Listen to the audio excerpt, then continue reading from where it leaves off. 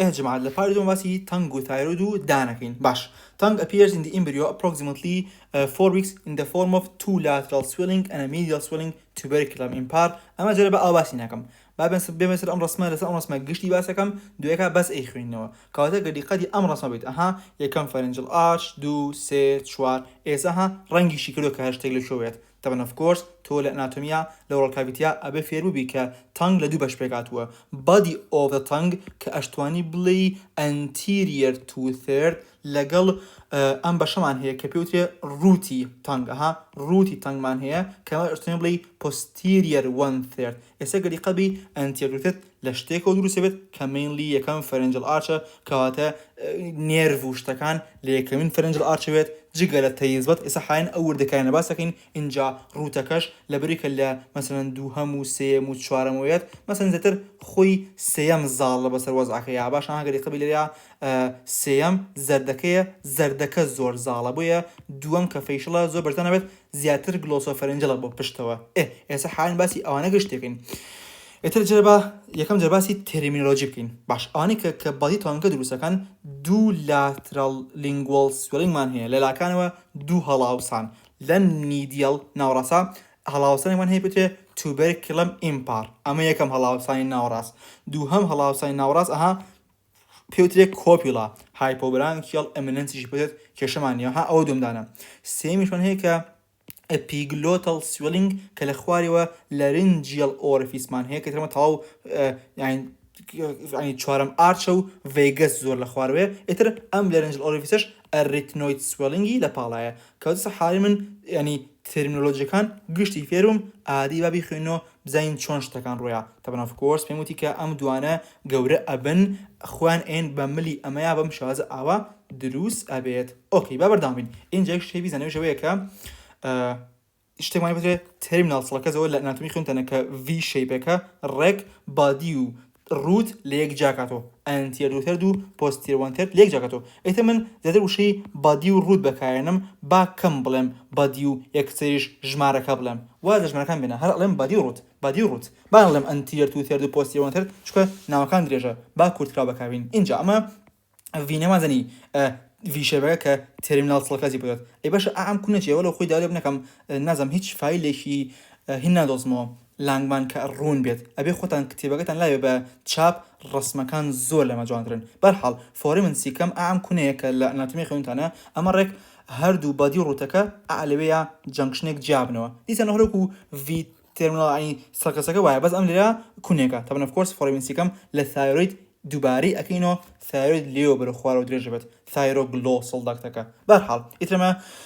lateral lingual swelling, one medial swelling, capital tuberculum impar. These three swellings origin from the first pharyngeal arch, whereas second medial swelling, copulae pivoted, أو ناوش بده كشمانية is formed by mesodermi second, third, and partially fourth-ish. الأخيرة third medial swelling man هيك formed by the posterior party, fourth arch marks development epiglottis. It immediately لخوار epiglottis man هي behind the swelling epiglottis laryngeal orifice man هيك flank كراو ب retinoid swelling ئاقسەنە گشتیان باس کردووە ئیتر لێرە باسێکات وشە وێڵێ کە as the lateral swelling increase in size حجمان زیاوەکە they overgrow the tuberculum impar خوانەکەم بەسەریە وتۆڵی گەورە بن بەسەر ئەمەیا و ئەم داپۆشن ئیتر unmerge یەک ئەگەن دوولاتڕەکە forming the anterior 2/3 or body of the tongue دووبارەیە because mucosa covering the body of the tongue originates from the first pharyngeal arch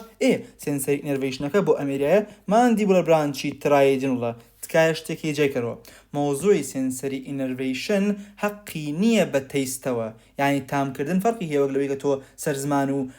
هەستی دەزلیان و سووتان و ساردی و ئەوانە فەرقی هەیە ئەوەی کە سەمە لەرە باسێکین دەرها general sensory innervation نەک تەیستەکە باش ئێستا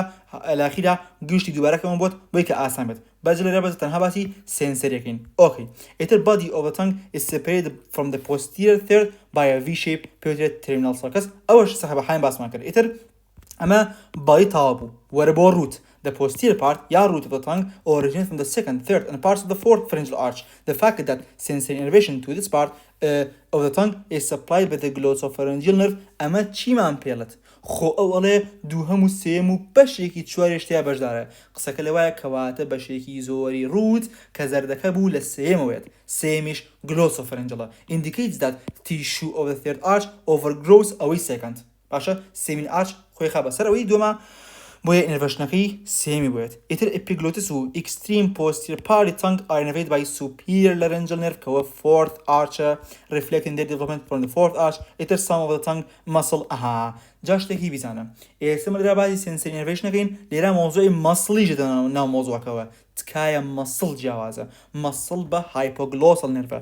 ئەکرێ شتەکان زۆر تێکەڵاون بەڵام من خۆم ئەمەوێ گیان کەمە بۆت کەوا تۆ sensory innervationت هەیە بە جیا مەسڵت هەیە بە جیا innervation تۆ taste bud هەیە sensationێکی تری جیاوازە ئەوەش هەر بە جیا لە ئاخیرەکان دەنەوێت دوارێکەمەوە ئیتر some of the tongue muscle probably differentiate in situ هەلنا خۆیە بەڵام most are derived from myoblast originating in the occipital somite وەرە خۆی ماسی موضوعی musculoskeletal development ما نکردو embryology یعنی skeletal system و muscular system بەڵام ئەترەوە گەر خۆتانی کو سێرچ کەن تێگەن کە مەسڵەکانی جسم چۆن دروستە بێت بە تایبەتی بۆ لە چۆن لە مێسۆ دێرمەوە دروستە بن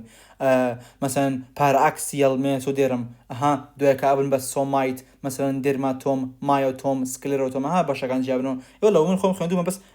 باسمان نەکردو حیف بەرحاڵ زۆر گرنگ نییە ئەو زەنە کە لە مایۆبلاستەوەیان ئۆکەی tongue musculature is innervated by hypoglossal nerve مەسڵەکان جیاوازەتر لێرە باسی general sensory innervation tongue is easy to understand ئاسانە بۆ تێگەشتن لێرەیە هەموو قسەکانت بۆ دووبارە کاتەوە ئادی بابێ من هەموو قسەکان بۆ دووبارەکەمەوە زۆر نییە ئاسانە با قورسی نەکەمەتان ئێمە وتمان زمان anterior 2/3 هەیە اینجا posterior 1/3 هەیە اینجا ئەمەم دوانە بەجیا مەسڵەکانیش پێکەوە باسەکەین مەسڵ باش مەسڵەکە زۆر ئاسانە کێ سەپلایەکات cranial nerve 12 باشە ئەوە یەک وەرە بۆ anterior و posterior ئەگەر من باسی general sensationم کرد ئەوە شتێکە ئەگەر باسی taste بەدەکانم کرد یعنی هەستی تامکردن ئەوە شتێکی ترە باش وەرم بۆ بێم بۆ general sensation anterior 2/3 mandibulary trigeminal nerve کە cranial nerve 5 ئەی پۆستیرەکە ئەمە glossopharyngeal کە cranial nerve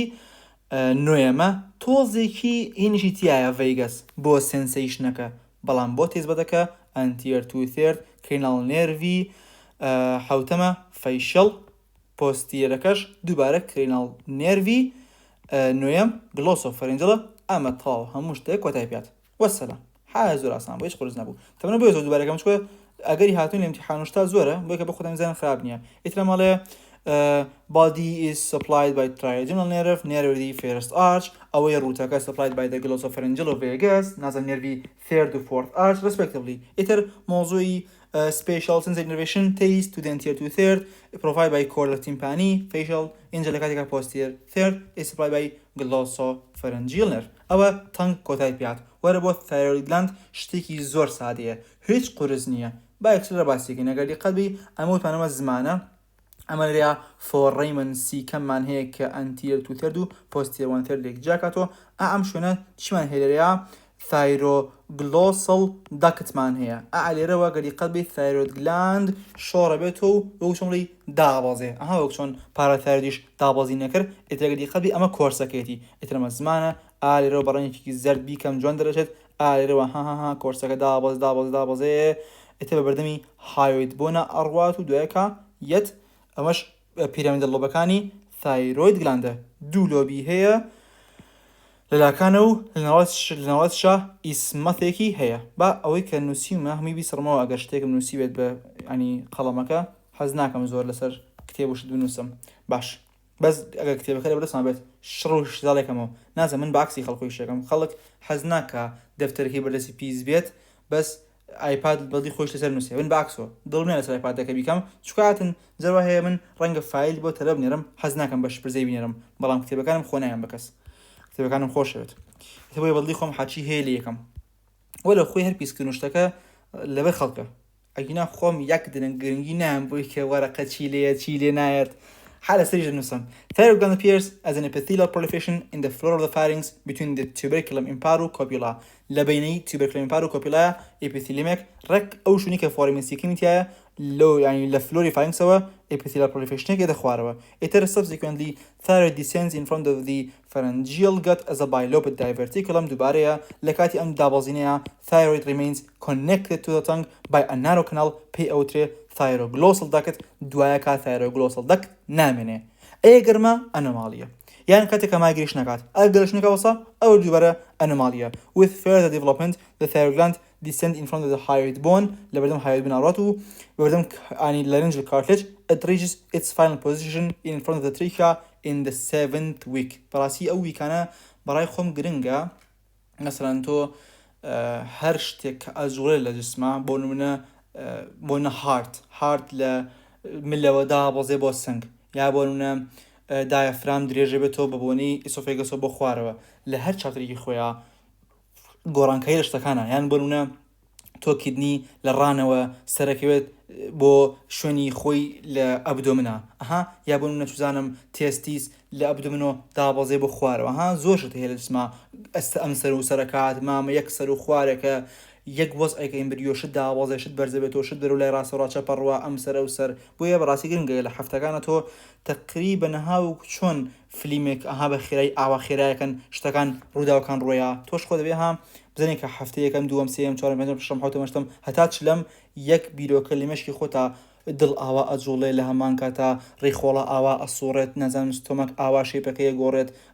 خۆی ناخۆی ستۆمەک یەکەم جار ئاوایە دوایکە شکلێکی ئاوا وەرەگێت بۆ نمونە باشە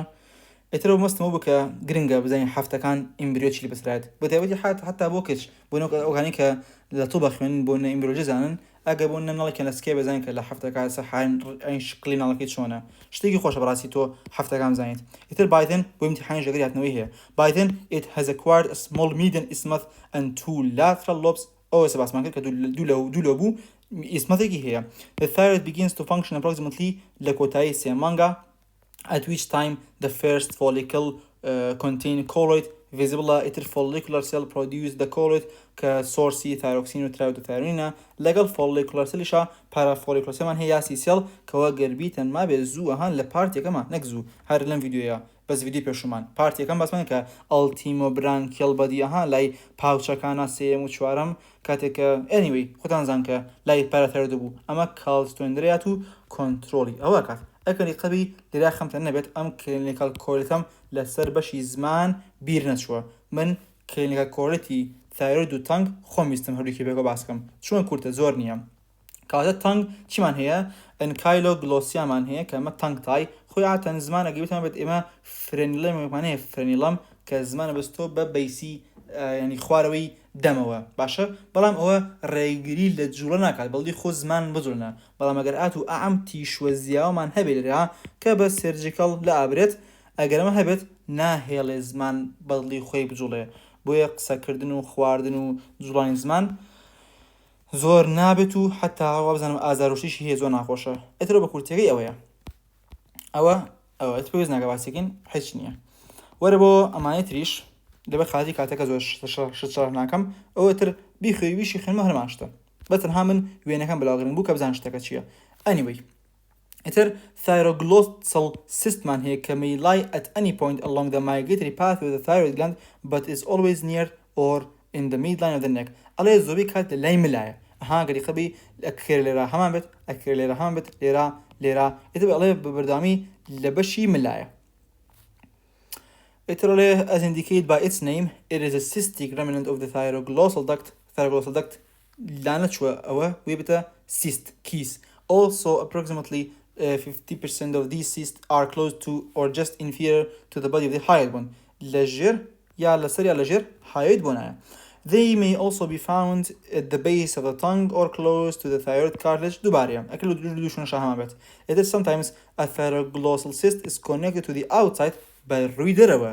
بە فیستولاک ئەتە خوانزان کە فیستولا چییە. Such a fistula usually arises secondarily after rupture of the cyst but may be present at birth. ئەکرێ خۆی سێکەندەری بێت بە تەقینی سیستەکە ئەم فیستولا دروست بێت ئەتە کاتی لەدایکبوون هەمان بێت ئەمە یەکێ لە کلینیکۆلێشنەکان تەواو بوو. وەرە بۆ ئەم جارە aberrant thyroid tissue کەمە thyroid tissue کە لە شوێنی خۆیان نیە may be found anywhere along the path of descent لەو pathway کە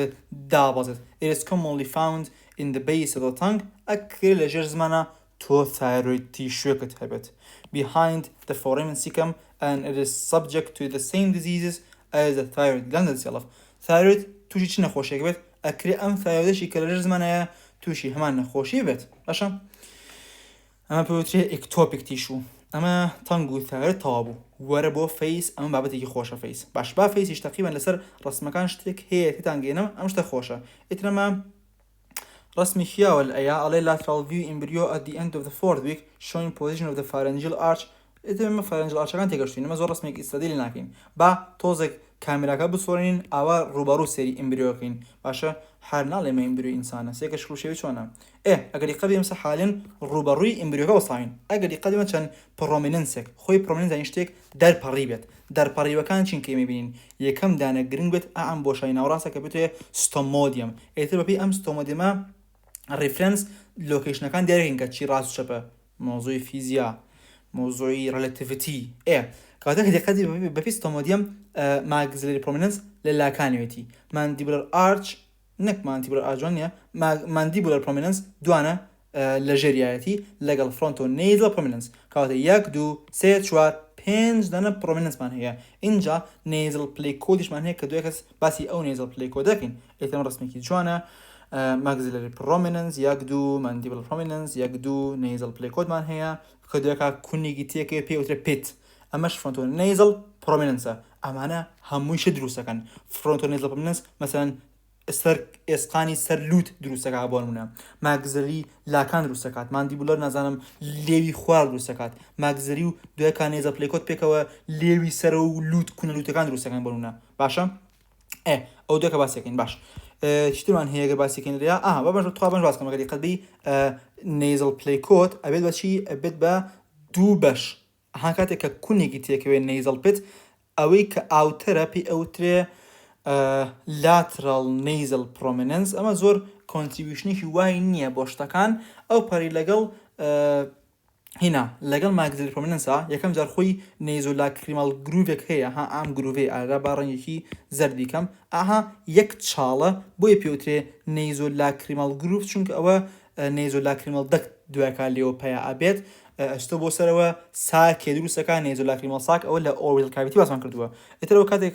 قەپاتە بێ دەکتەکەش دروست بووە یەت بۆ ژێر inferior meatus ئەوە لەوە تێگەشتین کە lateral nasal prominence و maxillary prominence یەکەم جار ئەو بۆشایەت هەیە دوایکە فیوز دەکات ئۆکەی ئەوە تێگەشتین باش ئەی medial nasal prominence ئیسفادەی چییە ئەو دوایکە سەباسەکەین کە چۆن فیوز دەکەن بەیەکتری یەکەم جار خۆی بۆشایەک هەیە دووبارە گەری قەبی بۆشایەک هەیە لە بینی ئەم دوانەیە لە بینی medial nasal prominence و maxillary ئەم بۆشایە داخرێت کە داخرا لێوی سەرەوە دروست بوو باسێک بزانین چۆن لێوی سەر دروست بوو گەری قەبی ئەمە فیوزی کرد لەگەڵ ئەمەیە ئەگەری قەبی فیوزی کرد لەگەڵەوەیە لەگەڵەوەشا فیوزی کردەوە nasolacrimal دەکتەکە دروست بوو سێکە چەند جوانە nasolacrimal groove ئاوە تا ڕێک لە چاوە بۆ ژێر inferior meatus اینجا گەری قەبی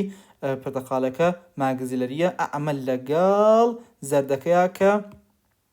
medial nasal prominence upper lipian دروست کرد کاتێکە پیانوتی upper lip لەچی دروست بووە بڵێ لە تو لانی maxillary prominence لەگەڵ دوو medial nasal prominence سێکە چەند جوانە ئەم ڕسمانە نووسینەکان چەند جوانە کە دوێکای سەی خوێنینەوە نووسینەکانیش قسەی من دووبارە کاتەوە با تۆزێ خۆمان زەخم بکەین من قسەکانی نووسینەکە دووبارەکەمەوە بەزەوەی من پەلەکەم جارە ئێترەمەش ڕسمێکی زۆر جوانە فۆتۆگرافێکی human embryo گیراوە ئەگەر دقت بێ ئەمە medial nasal prominence ئەمە lateral nasal prominence nasolacrimal groove پیشانیاوە لێرە خۆی ڕسمەکە بێ کە دیقەی بەرز نییە و جوان دیار نییە ئێترەمەش maxillary prominence پیشانیاوە mandibular prominence پیشانیاوە ئۆکەی ئێترەمەش ستراکچەرەکانە کە چی دروست دەکات frontal nasal prominence ناو چاو دروست دەکات bridge nose هاوکوتم bridge زەم لە کوردیە پردی پێوترێت نەلا کۆڵەکەی لوت وشتێکی جوان دۆزیۆ وشەیەکی کوردی جوان کۆڵەکەی لوت دروست دەکات medial and lateral nasal prominenceش دروست ئەکات maxillary cheek نازم چی گوپە دروست دەکات لەگەڵ lateral portioni lip medial nasal filtrami lip upper lip crest و tipi nose lateral nasal ئێلای نۆس ئێلای لاکانی کوونەلوتە ماندیبولەریش لۆوەر لیب دروستەکات ها بیتانە لە مۆزووی یەکەم فایلی ئەناتۆمی هێدونێکە باسمانێت کە ماندیبل لە ناوڕاست هەیەگرێت سیمفەزمنتی ها مۆزووی ئیمبیۆلۆژیە کە anyway بەرحەڵ لەگەڵ کە ماندیبل دروستە بێت لۆوەر لیپیش ماندیبولەر پرۆمینەنس دروستی دەکات ئیترەوە ئەوەی کەمێنێتەوە مۆزووی ئینتەرماگزلەری سێگمنتە جەربا پەلە نەکەین پەلەمەکە باشەرێ ئەوەی خوێندمانە لە بیرمان نەچێتەوە کەواتە at the end of the fourth week facial prominences consisting primarily of the neural crest derived mesenchyme کەواتە گەری خەبی neural crest کێشەی دەبێت دەموچاو ئسقانەکان و شتەکان جان دروست نابێت informed mainly by the first pair of pharyngeal arches appear. The maxillary prominence can be distinguished lateral to the stomodium, mandibular prominence caudal to the stomodium لجيريوتي إنجا frontonasal prominence من هيك form the proliferation mesenchyme ventral to the brain vesicle constitutes the upper border of the stomodium لسري أويا. أترى لبرين vesicle كانوا هاتوا. إتى brain vesicle كان forebrain, midbrain, hindbrain يا prosencephalon نازانم mesencephalon rhombencephalon أنا forebrain primary brain vesicle كانه ده كابن بس secondary brain vesicle كان أولا چاپتری هەژدە خۆی چاپتری هەژدەم باز نەکردو بەڵام خۆی لە فایلی دکتۆرتان باسمان کردووە فایلێکی جوان دروست کردووە ئەتوان بڕۆن لەوێ سێری ڤیدیۆکەن لە برین ڤێزلەکان تێگەن باش ئێتر ماڵێ on both sides of the frontonasal prominence local thickening surface ectoderm پێی ئەوترێ nasal یا olfactory playcode originate under inductive influence of the ventral portion of the forebrain ئەگەر بیت نابێت ئێمە کاتێک کە باسی playcode دەکەین باشە چەند playcodeێکمان هەیە ئەگە بچن بۆ ear شتێکمان هەیە ئەگەر بچن بۆ ئای شتێکمان هەیە ئەگەر بین بۆ لوت شتێکمان هەیە کەواتە چاو لوت و گوێ هەرسێکی پلەیکۆدی خۆیان هەیە ئەو لە کاتی خۆی باسان کردووە بچن بۆ ئای و ئێر تێگەن لە مۆزی پلەیکۆدانە ئێستا لە باسی نێزە پلەیکۆد دەکەین originate under inductive influence ventral portion forebrain دیسە نەمەش لەژێر کاریگەری prosencephalonەیە during the fifth week ئەمە هەفتەیە چوونی پێشەوە نێزە پلەیکۆدەکان invaginate to form nasal pit ئەسنەوە ناوە کونێک دروستەکەن in doing so کەوەیان کرد they create a ridge of tissue that surrounds each pit and forms the nasal prominence شانەکان دەوری ئەو کونەیان ئێتر prominence ئەوەی کە outer edge lateral nasal prominence ئەوەی کە inner edge middle nasal prominence during the following 2 weeks دوو هەفتەی ترچنی پێشەوە maxillary prominence continue to increase in size simultaneously they grow medially compress medial nasal prominence toward the midline لەناوڕاستە subsequently the cleft between the middle nasal prominence and the maxillary prominence is lost أو بوشايك لبني أو دنابو نامنت إنجا and the two fuse أما upper lip دروس بو كواتا hence the upper lip is formed by the two middle nasal prominence and the two maxillary prominence هاتني وشتنا الامتحان واردة lateral nasal prominence do not participate in the formation of upper lip باشە سەحان باسین کە lateral nasal prominence زیاتر موضوعی ئەو نێزۆ lacrimal duct و groove و ساک و شتەیە the lower lip and jaw form from the mandibular prominence that merge across the midline. Initially, maxillary and lateral nasal prominence are separated by a deep furrow ka nasolacrimal groove. Ectoderm in the floor of this groove أو ectoderma أو epithelial forms a solid epithelial cord that detaches from the overlying ectoderm لأبتوا كليبو يوا كم جار كونيتانيا دوایە کونە بێت ئاتم کە شتێک بۆری بێت یەکەم جار بۆرەکە بەس تەنها دروستەکەیت دوایە بە درێڵ ناوەی کونەکەیت پێوترێ canalization ها لە مۆزوی ڕێخۆڵای خوێنتانە لە مۆزوی چوزانم ئێسۆفەیگەس و ئەوانای خوێندومانە ئێتر بەرحاڵ ئێتر the cord becomes the nasolacrimal duct اینجا ئەپەر بەشی سەرەوەی فراوانە بێت nasolacrimal sac either following detachment of the cord the maxillary and the lateral nasal prominence merge with each other کاتێک کە ئەو cord لێبوویەوە دەکتەکە لێبوویەوە ئێتر ئەوانە یعنی lateral nasal prominence و maxillary attach ئەم بێکترەوە ئێتر the nasolacrimal duct then runs from the middle corner of the eye into the inferior meatus of the nasal cavity لە چاوە بۆ inferior meatus بۆ کاتێک کە ئەگرین لە چاوە هەنجار فرمێسک لە لوتوێ دەرەوە ئێتر the maxillary prominence enlarged to form cheeks and maxilla cheek و maxilla دروستەکەن the nose is formed from the 5 facial prominence either frontonasal prominence give rise to the bridge کۆڵەکە ئەو پێی ئەیات the merged middle nasal prominence provide the crest to tip لە کاتێکە lateral سایدەکان یا ئەیلای دروست ئەکات وەرە بۆ intermaxillary segment و secondary palate ئەمە ڕۆحی بابەتەکەیە چونکە clinical pointy زۆر لەسەرە ئەمان تێگەشتین ئەم زەرەر بۆ intermaxillary segment باش کاتێک ئێمە باسی هینەکەین ئەمە حاین ئەتوانین بڵین لەسەرەوە سیرەکەینەها لەسەرەوە سری ئیمبریۆکەکەین باش کە لەسەر سیرەکەین ئەمە ئینتەرماگزەری سێگمنتە ئەمەش ماگزلەری پرۆسس ئۆکەی ئەگەر دیقەبی ئینتەرماگزەری سێگمنت چیت بۆ دروستەکات فلترەمی لیپ ئۆف کۆرس ئەوە هیچ ئەم سێ گۆشێت بۆ دروستەکە ئەم سێ گۆشە زەردە کە پێوترێ پرایمەری پاڵیت ما باقی ئەمانە هەر هەمووی یان دیقەت بە تۆ ئەم زەردە پرایمەری پاڵێت ئەمەت هەیە باشە ئەمە سێکەندری پاڵتە وەرە خۆی ڕسمەکانە سێکەندری پاڵەتە بۆ ناو ناهێنێت هەر ئەڵێ فیوزد پالەتاین شێلفز بەڵ حاڵتۆ وادانێت کە زەردەکە پرایمەری پاڵەتە ما باقی سێکەندری پاڵتە ئۆکەی ئێستا تێگەشتین لەوەی کە ئینتەرماگزەری سێگمنت پرایمەری پاڵەی دروستەکات چوار ئینسایزەری دان ماگزیلا with the چوار ئینسایزەر teeth فلترەمی لیپ ئۆکەی ئەمە ئەم ڕسمە تاوو ئەمە ئەگەر لە ڤیوێکی کۆرۆنەڵەوە سەرکەین بزانین چۆن ئەم دوو پارەتاین شێڵڤانە فیوزە بن ینی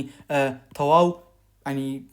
چۆن بڵێ مەڵاش و دائەخەن بە کورتەکەی یەکەم جار بۆشایی لوت و دەم کراون بێکتر ئەبێ قەپات بێت تەبەن قەپات بوونەکەش بایەمەتی داوازینی زمانە ئەگەر دیقەت بێها تەنگ ئالێرایە بەس لە خواردترەوەها زمان یێتە خواردترەوە کە هاتە خواردترەوە ئەمان کە جێتە بەرەو خوارەوە هاتوون تۆزێک هۆریزەنتەڵ پۆزیشن ئەگرن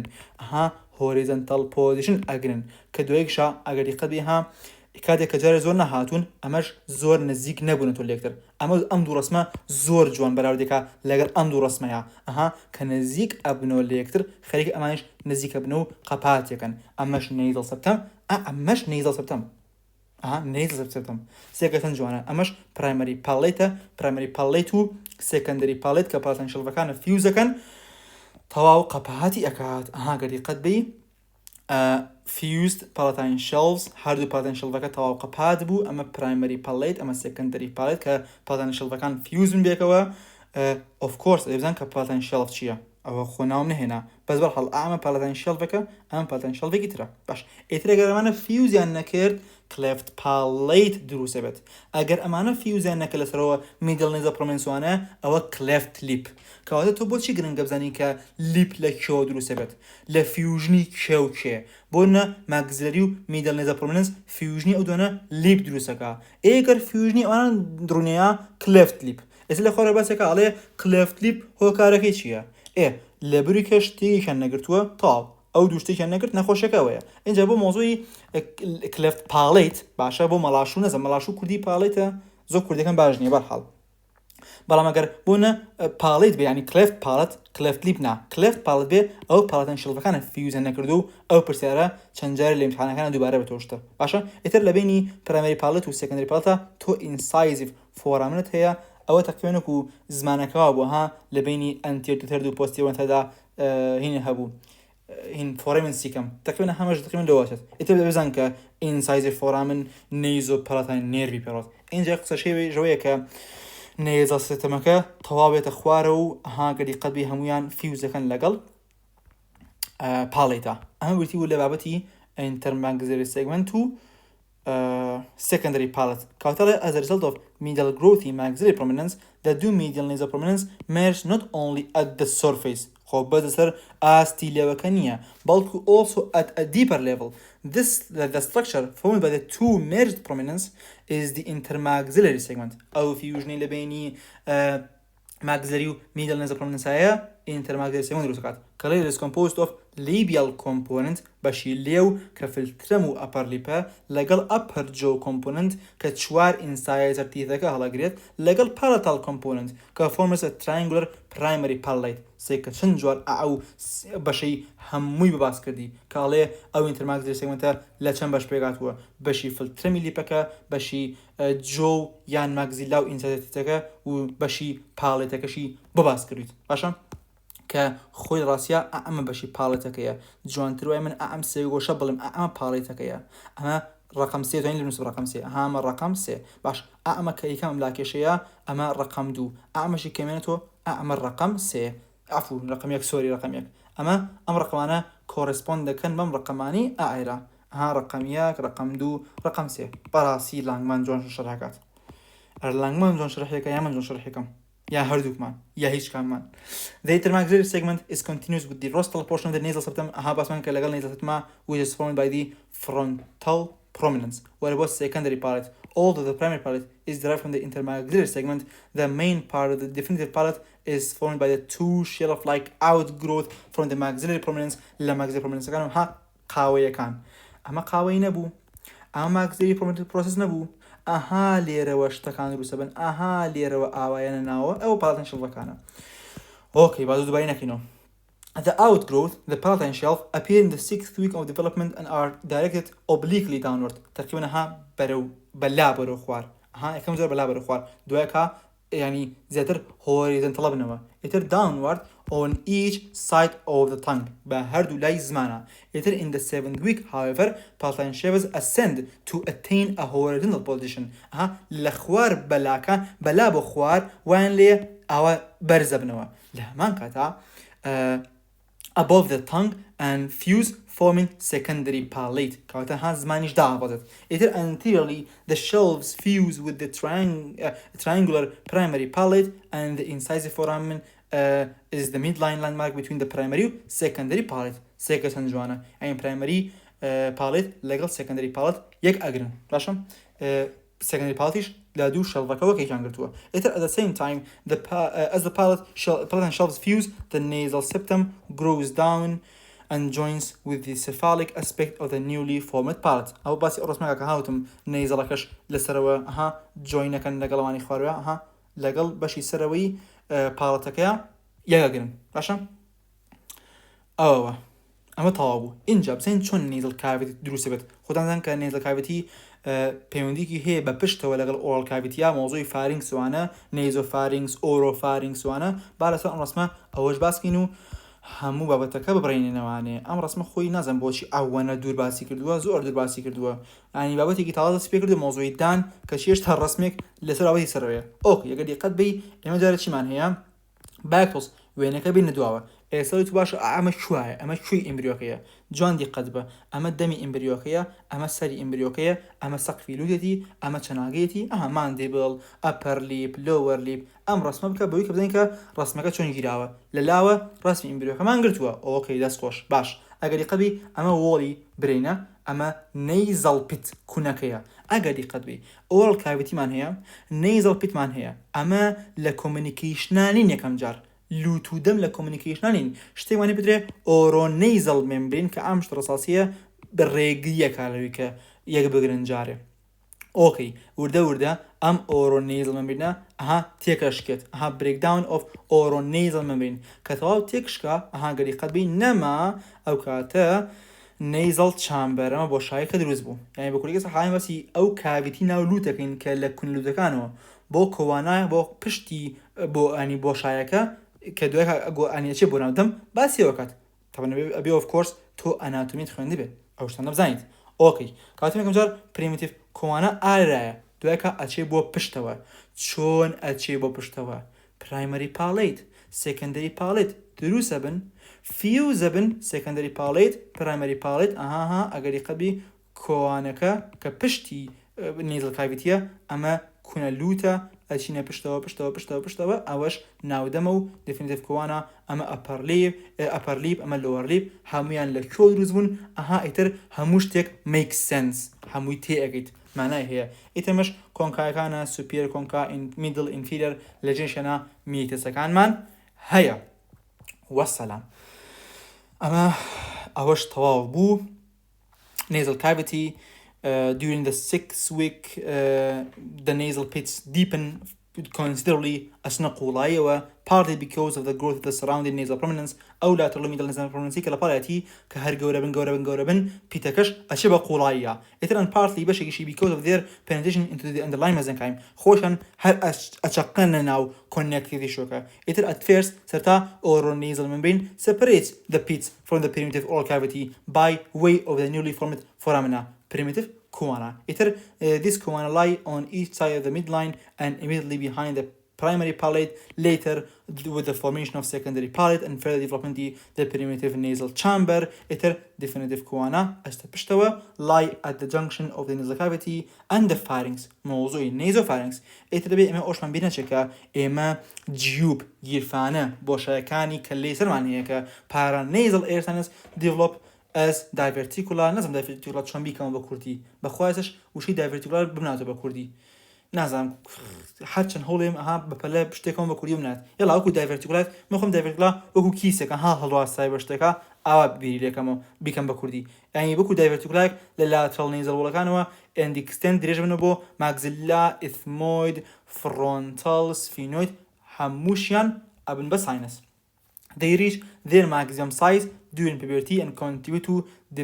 definitive shapy face وەرەگرن. با ئیستراحەت بکەین دوای کاتژنەوە سەر مۆزوعی ئیمبریۆلۆژی ئەسنان مۆزوعی دان با ئەوە باسکەین تقریبا شتێکی جوان هەیە ئەو وەختی خۆش ئەنیەوە لە بابەتێکی هینیشە دایجستیڤ سیستەمی هیستۆلۆژی ئەم بابەتی ئیمبریۆی دانێتەوە بەردەممان با ئیستراحەتێکین ئەم شتی دانیش خۆشە قورس نییە هینەوە سەرمە بەس پێشێکە باسی دانکەم با باسی کلینیکال پۆینتەکانی ئەمەشکەم بەڵام پێشەوە بە ئەمەش بسەرمەوە حەز ناکەم پیسیکەم ئۆکەی موضوعی فیشل کلفت بابەتێکی گرنگە بەڕاستی ئەبێ هەموو تەلەبێک ئەمە بزانێت تۆ تەلەبێت تو بەعام بیت ئەسنان بیت ئەمە بەڕاستی مهمە cleft lip and cleft palate are common defect that result in abnormal facial appearance and difficulties with speech ئیتر شێوازی ئەم بۆشایانە بڵێن ئەم تەقی خۆی بڵێن تەقین جوانن تەقین ئەم تەقینانە کە یەکیان نەگرتووە و چاڵاییە بۆشاییە ئەکرێ بە چەند کلاسیفیکیشنێکەوە یا ئەو یا تا لە پێش ئینسایزی فۆرامنەوەیە یا لە پشتی ئینسایزی فۆرامنەوەیە یان لە پێش و پاشیش هەردووکی بڕیوە ئیتەڵێ ئینسایزی فۆرامن is considered the dividing landmark between anterior and posterior cleft deformity کەواتە ها کلاسیفای کرد بۆ anterior deformityەکان لەگەڵ posterior anterior زیاتر لیپە posterior زیاتر کلفتە جواشەیە anterior posterior پێوترێ کەسەکە cleft lip و cleft palate هەیە cleft lip and palate کەواتە those anterior to the incisor foramen include lateral cleft lip cleft upper jaw دایم بەشەکانی سەرەوەیە and cleft between the primary and secondary palate ئیتر ئەم دیفکتانە are due to partial یا complete lack of fusion لە بینی maxillary prominence و middle nasal prominence on one or both side ئەترمە لە ئیمتیحانات و پێویست ناکە لە خۆتی قورسکەی بەخوا زۆر ئاسان تێگەشت نەگابەتەکان ئێتەمەش فیگەری 28 لە بی هەتاوەکو دی ئەمە خۆی کەسێکی ئاسایی سێکە چەند جوان هەموو شتەکانی تەواوە بەڵام هاگەری خەتی بیبیت ئەمە لە بیاڵە چی unilateral cleft lip extending into the nose لە ناو لوتایە وارە بۆ ئەمە هەتاوەکو secondary هین هاتووە ئاوڵێن هەتاوەکو ئینسایزی فۆرامن هاتووە جوانتر چکە ئینسایزی فۆراممان کرد بە ڕێفرەنس پۆینتەکە ئەمە لێرە هەتاوەکو ئینسایزی فۆرامنەکە هاتووە unilateral cleft involving the lip and jaw extending to the incisor foramen لێرە bilateral هەردوو لا involving lip و jaw هەر لێ و داربەری دوێران کردووە ئێتر زیاترەقی بە ئەنتیرۆ نامێنێت تاڵچکەترە هەمە لە پشتیەوەیەتی کاتەمە پۆستیرە و کلفت لیپ نەما کلفت پاڵتە ئیترەمەش هەردوو جۆرەکەیە کلفت لیپ و کلفت پاڵت کۆمبینیشنەکەیە تاڵ ئەوە ئیتر فیگەری حەڤە بسنۆ ئەیش هەمانش باسەکە فیگەری حەڤە بسنۆ ئەی bilateral cleft lip compared to فیگەری حەڤە بسو هەشتی حەڤە بسو هەشتی ئیترەمەکرێ سڤیر بێت و نازانم دانوشتەکانیش جوان دروست نەبێت بابردامین ئیتەڵێ those that lie posterior ئەمە anterior باس کرد those anterior وەرە بۆ those that lie posterior to incisor foramen include cleft palate and cleft uvula ئیترەمە فیگەری حەڤە بسوەشت ئی حەڤە بسوەشت ئی لەگەڵ حەڤە بسنۆ بی حەڤە بسنۆ بی ها بەستەنها پاڵێتەکەیە بابردامین كresult from the lack of fusion of the palatine shelves أو الامتحان هاتو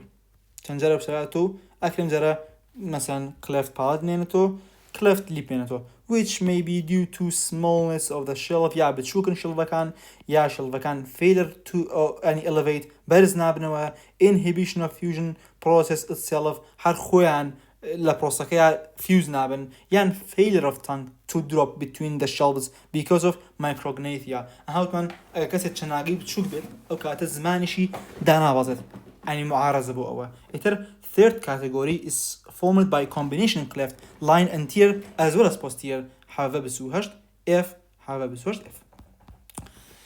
إتر anterior cleft vary in severity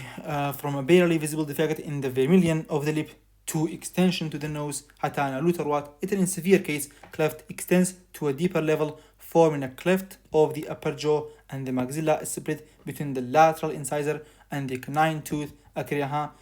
وێرانی کات هەر فیلمی بستێنێت باشە ئیتر frequently such a cleft extend to the incisive foramen ئەکرێ درێژێتەوە likewise posterior cleft vary in severity ئیتر لێرە باسی severity-ەکان نەکات یعنی هاگەری قەت بی هەت لێرەیە بابەتەکە کۆتایی هاتووە ئیتر لێرە باسی anterior cleft بکە کە severity-ەکەی تا شوێیە ئیتر هەتاوەکو incisive foramen یا بەتەنها لێوە یان قوڵای لوت و هەتاوەکو ئەوەیەت باشە دووبارەیان بۆ منە لە کلفتەکانە ئەکرێ severity تایبەت vary in severity یا تا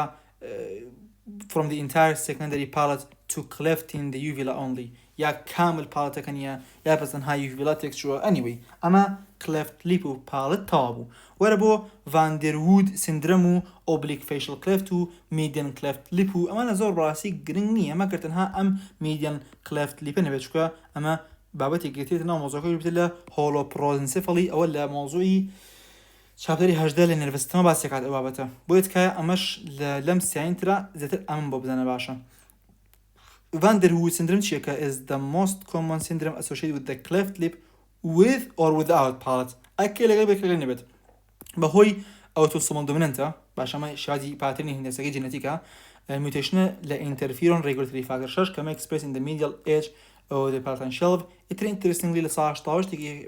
ینی ئینفەنتەکان will have pit in their lower lip and لە ساڵ 64 of these individuals this will be the only abnormality لە ساڵ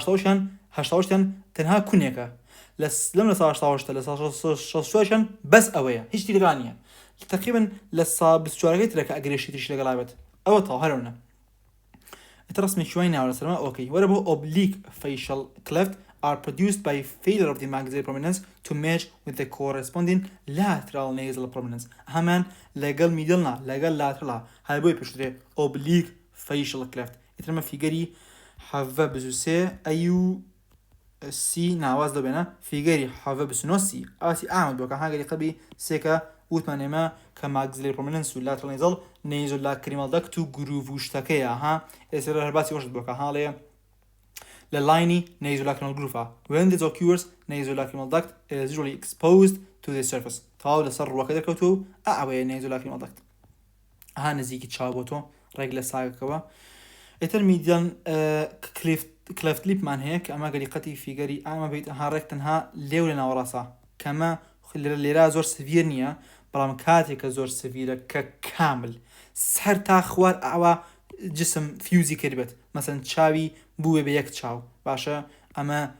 کامل دروست نەبووێ بەنمونە ئیتر ماڵێ is a rare abnormality caused by incomplete merging of the two middle nasal prominence یەک ناگرن ئیتر in the midline ناڕاستە infants with midline cleft are often cognitively impaired and may have brain abnormalities that include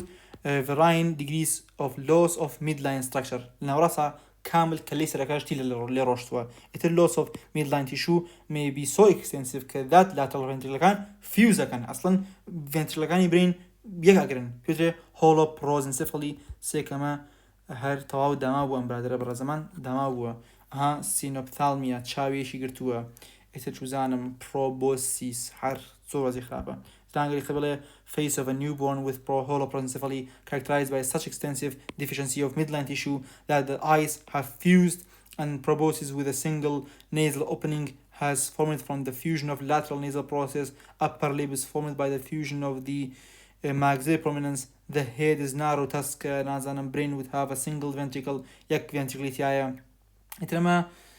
بس يقولون condition caused by mutation the sonic hedgehog gene كأم جينا بربرس لا establishي midline structure كان اترو خوي لموضوع الجينيتيك ازور وشتانا من هيك تشي سيجنال نيك ديترميني جوري تشتيكات باشا بس الجينيتيك من هيج نكرلها اتر by altered cholesterol biosynthesis كات يان mutation يان cholesterol biosynthesis texture and by material exposure to teratogens وكو alcohol in the third week of development اما هو كاركاني holoprosencephaly كلا تشابتر هجدالي باس كراوه مشتا برحال اتر ام ديفكتانا بهوي early development ويا كيشل ويا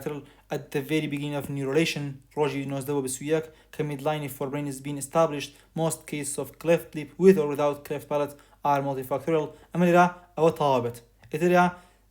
أم paragraphy خير دتلسر cleft lip palate أرواد هو كاركاين شيء كاتنا خوشان قشتي طاب باش ئەترراو کوتن لە ئەخیرا بەس تەنها هۆکار و شتی جیاواز بەزەکڵێ this condition are usually classified as cleft lip with or without cleft palate یان cleft palate are thought to be etiologically and pathologically distinct باشە یا لیپە کە پاڵەتی لەگەڵ بیا لەگەڵ نەبێت یان cleft palate کە جیاوازە هۆکارەکەی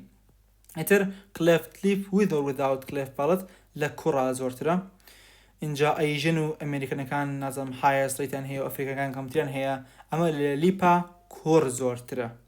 لە پاڵتە بەعکسۆ کچ زۆرترە بۆ چونکە داخران یان فیوژنی ئەمانە لە کچا هەفتەیەک وەک دوای کوڕە which may be related to why isolated cleft palate دێتر لە فیمێل ڕوایەت ئیتر کۆزەکانی cleft lip و with or without cleft palate are not well defined ئیتر some case ئەکرێ سندرۆمیک بێ ئەکرێ سندرۆمیک نەبێت یانی نەن سندرۆمیەکانی ژەکرێ ئەو جینە نەبێت کە لە سندرۆمیەکانە هەیە تیانی تێکڵاوە شتەکە ئیتر هەنێجا تراتوجینیکە بۆ نوێنابوونە مێدیکیشنێکە anti-convulsive medication بەتایبەتی valproic yani valproate yani valproic acid cigarette smoking بەهمان شاس ئێترما برتی بوو لە ئەم بەشە با یەک ڕستوەگرین ئیستراحەتەکەین دەستەکەین بە مۆزوعی دان ئەو کوا دان teeth لێرە ئاوەسین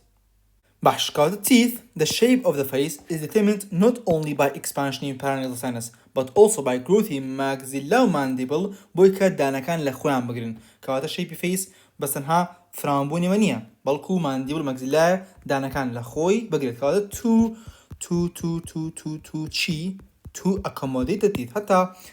هەتا بۆ جوانی دەموچاوەها دەمودان و شەویلگەوانە جوانێکی زۆر تایبەتە بە ئینسان ئەگەر ڕێک بێتەوە بە پێچوانەگەر لار بێت خەڵک لەوە هەیە عملیاتەکات نازانم تەلیدانەکات دانی ڕێکاتەوە شەویلگەی ڕێکاتەوە بەرحاڵ ئیتر teeth themselves arise from an epithelial mesenchymal interaction between overlying oral epithelium and underlying mesenchyme derived from neural crystal کەواتە قسەکەوەیە کە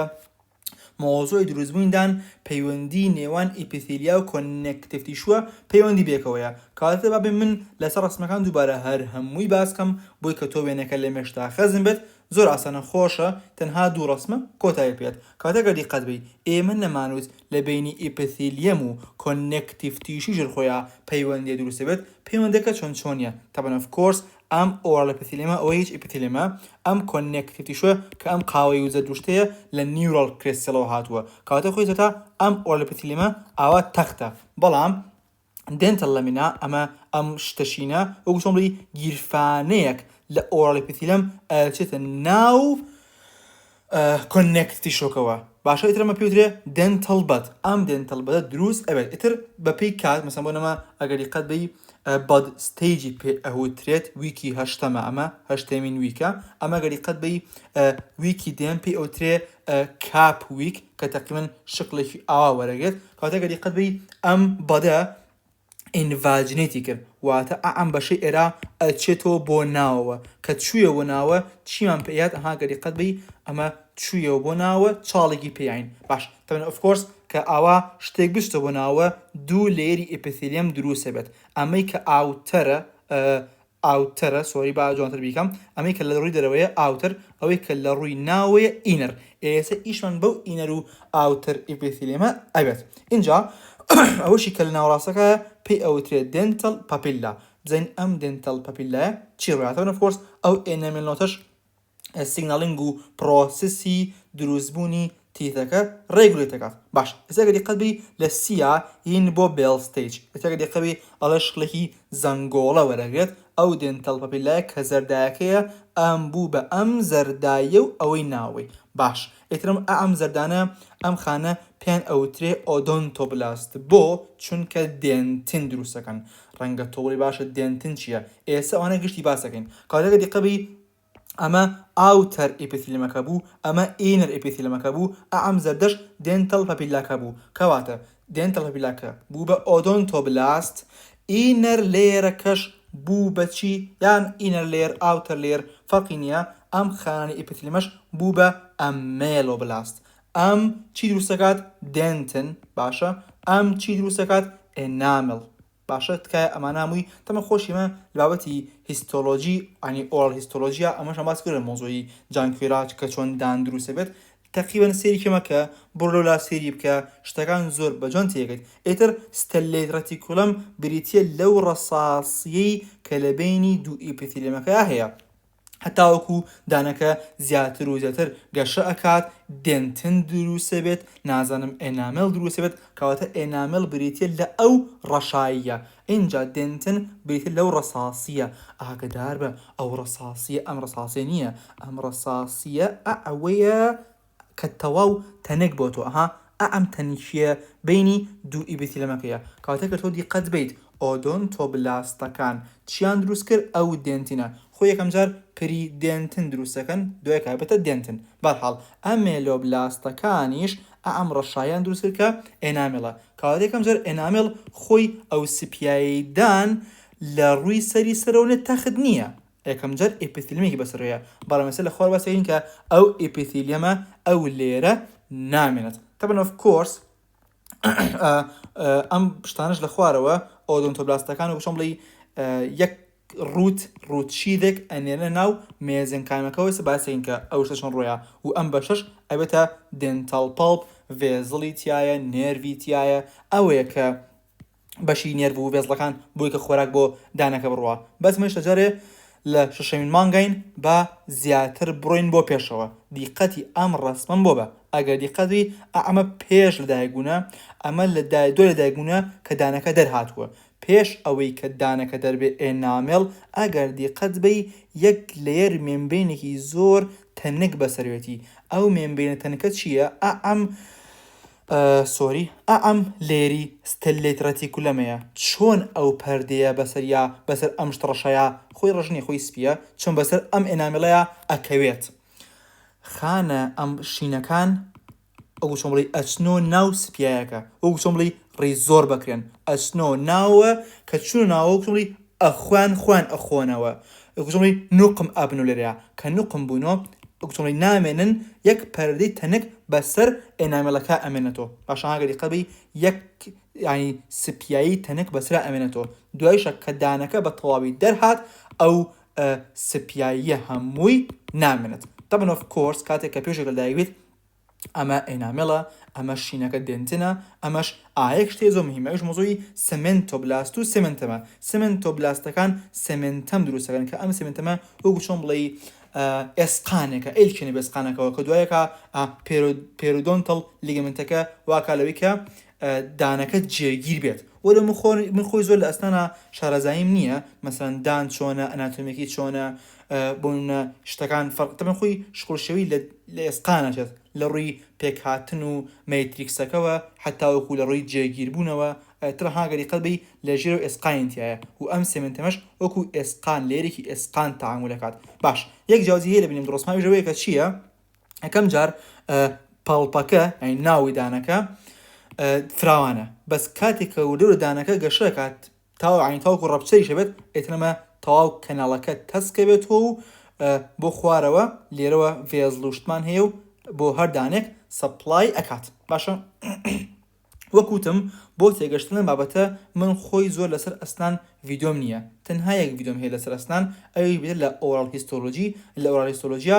دیتێلی هەموو ئەمانم باس کردووە باشە مۆزۆی پەڵپەکە مۆزۆی ئێنامێڵ دێنتن پری دێنتن و حتا لەوێت لە ڕووی هیستۆریشۆ شانەکان شانەیەم لێرا ئەوەی کە گرنگ بوو ئێمبرۆلۆجیەکە بوو کەواتە بین باسێکین لەکوێ بووین لێرا بووین باش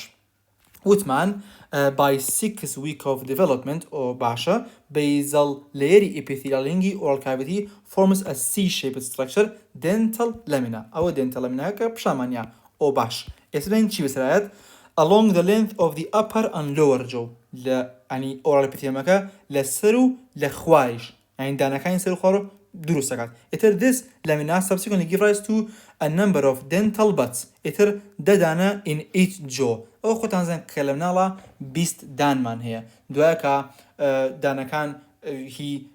مەسەن دانی شیری ئەڕوات پێمەنەنتیتەکان پشتیانەگرنەوە شوێنەگرنەوە و هەنێکیشان دروستە بن دوایەکە بێتە 32 باش which form primordial ectodermal component teeth okay ئیتر soon deep surface ئەم بەدانە خۆیان ئەچنۆ ناوە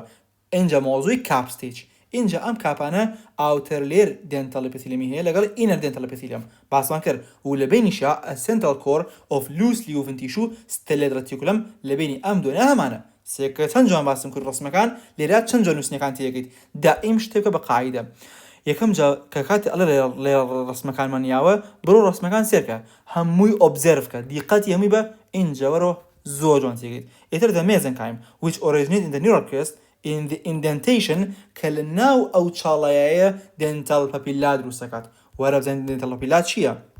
As the dental cap grows and the indentation deepens, the tooth takes appearance of a bell zangola, peutre stage zangola, bell stage. باش يتم mesenchyme cili and papilla adjacent لپال أو inner dental ليركايا يعني أعمشت أمبر زمان أعم dental papilla كأله adjacent لپال أم inner ليركايا زين شي بسرعات سيكون جان شرحيات.